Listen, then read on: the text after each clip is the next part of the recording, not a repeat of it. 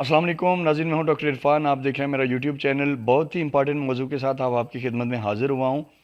گلگت بلتستان کو پاکستان کا عبوری صوبہ بنائے جانے کے اخبارات میں خبریں اور سوشل میڈیا پہ یہ ڈسکشن ہو رہی ہے.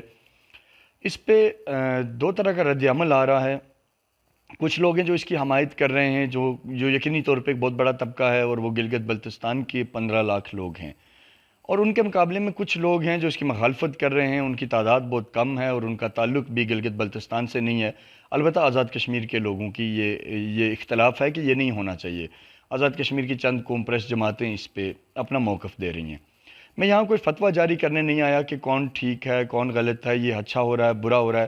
میں یہ ایک ویڈیو سیریز آپ کے لیے لے کے آ رہا ہوں. میں کوشش یہ کروں گا کہ وہ نوجوان نسل، وہ یوتھ جو کہ اگر اس مسئلے کو جینونلی سمجھنا چاہتی ہے، تعصب کی نظر سے کو ایک طرف رکھ کے، نظریات کو ایک طرف رکھ کے، اگر وہ یہ چاہتی ہے کہ اس کا کوئی انہیں سمجھ آئے کہ یہ ہو کیا رہا ہے، تو میں ان کے لیے بیسیکلی یہ ایک سیریز ہے ویڈیو کی، جس کا ایک پہلا سلسلہ ہے. دوستو، سب سے پہلے آپ کو یہ سمجھنا ہوگا کہ ریاست جموں کشمیر پہ، کیونکہ جب 1947 میں بر صغیر پاک و ہند کی تقسیم ہوئی اور ٹو نیشن تھیوری کے کنسپٹ پہ ریاست پاکستان مارز وجود میں آئی اور اسی طریقے سے بھارت مارز وجود میں آیا، تب پاکستان سمیت ریاست جموں کشمیر سمیت 540 سے زائد ایسی ریاستیں تھیں جن کو یہ حق دیا گیا کہ آپ پاکستان یا ہندوستان میں سے کسی بھی ایک ملک کے ساتھ رہنا چاہتے ہیں تو رہیں، اور اگر آپ دونوں میں کسی کے ساتھ نہیں رہنا چاہتے تو بھی آپ اپنی موجودہ پوزیشن کو جاری رکھ سکتے ہیں.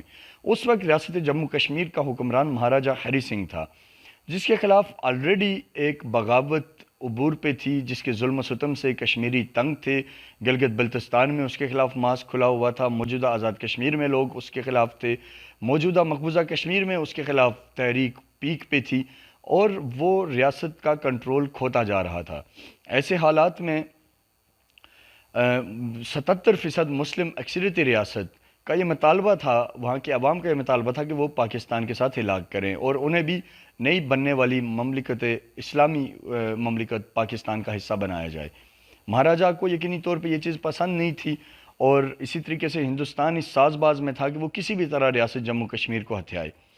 بہرحال جب بغاوت مہاراجہ کے کنٹرول سے باہر نکلی، جب گلگت میں بھی جنگ آزادی عروج پہ تھی، جب آزاد کشمیر میں بھی جنگ آزادی عروج پہ تھی، ہمارے آبا و اجداد کی تاریخ ساز قربانیاں، لازوال قربانیوں کے نتیجے میں جب مہاراجہ ہری سنگھ کی فوجیں شکست کھا رہی تھیں، تو بوکھلاٹ کا شکار مہاراجہ نے اس وقت کے ہندوستان کے حکمرانوں کے ساتھ ایک معاہدہ کیا اور ان کے ساتھ ایک ایکسیشن کی، اور کہا کہ میں ریاست جموں کشمیر کو ہندوستان کے ساتھ مرج کر رہا ہوں، جس کے خلاف عوامی محاذ پھر سے سرگرم ہوا.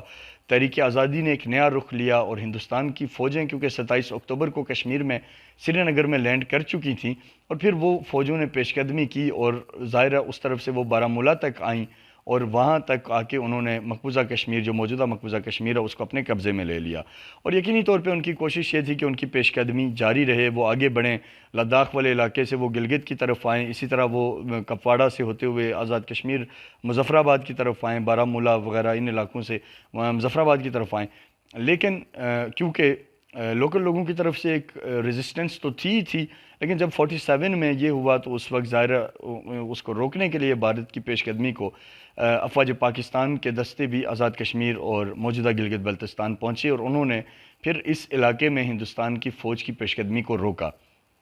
اب قابل ذکر بات یہ ہے کہ جب مہاراجہ وہاں ہلاک کر رہا تھا، اور جب ہلاک اناؤنس ہو گیا، تو گلگت کے لوگوں نے اسے بڑا سخت میسج بھیجا کہ ہم تمہارے اس فیصلے کو مسترد کرتے ہیں اور ہم اپنی جنگ آزادی جاری رکھیں گے. اور 1 نومبر 1947 کو یہ تاریخ گواہ ہے کہ گنسارا سنگھ نے، جو کہ بریگیڈیئر تھا وہ اس وقت اس کی فوج کا، اس نے اپنے ہتھیار ڈالے گلگت کے لوگوں کے سامنے، اور اسی دن کو 1 نومبر 1947 کو گلگت بلتستان کے لوگ اپنا یوم آزادی مناتے ہیں ہر سال.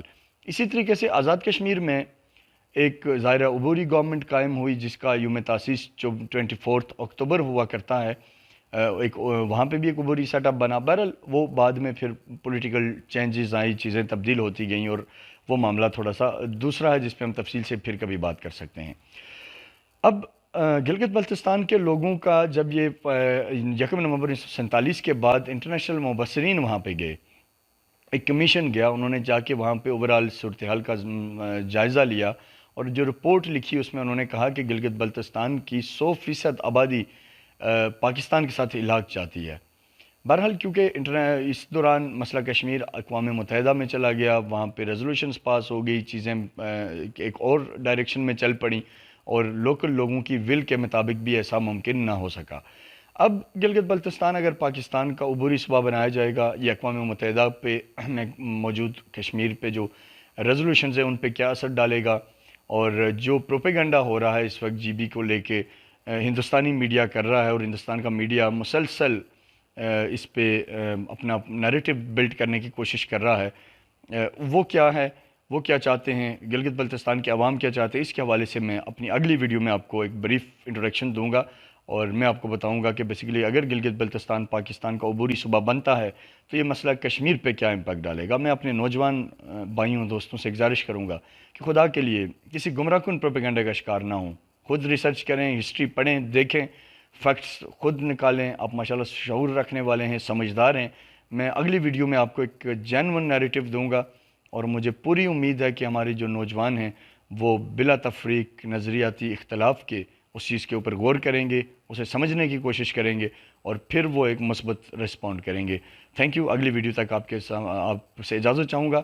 آپ سے گزارش ہے کہ میرا یوٹیوب چینل ضرور سبسکرائب کریں تاکہ آپ کو میں اپڈیٹ رکھوں، اور انتہائی سینسٹیو معاملہ، امپورٹنٹ معاملہ، لیکن اس کا ٹرو نیریٹو آپ تک پہنچتا رہے۔ Thank you. اللہ حافظ۔